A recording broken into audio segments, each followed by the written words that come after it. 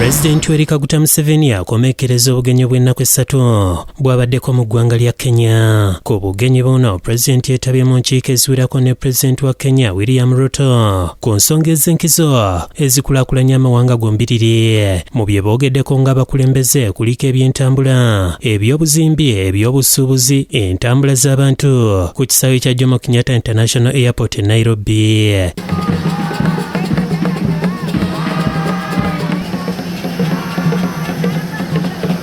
President Museveni asiibuddwa akulira oludda oluvuganya gavumenti ya Kenya Raila Odinga n'abakungu abalala okuva mu gavumenti ya Kenya wakati mu kusanyusibwa abazinyi.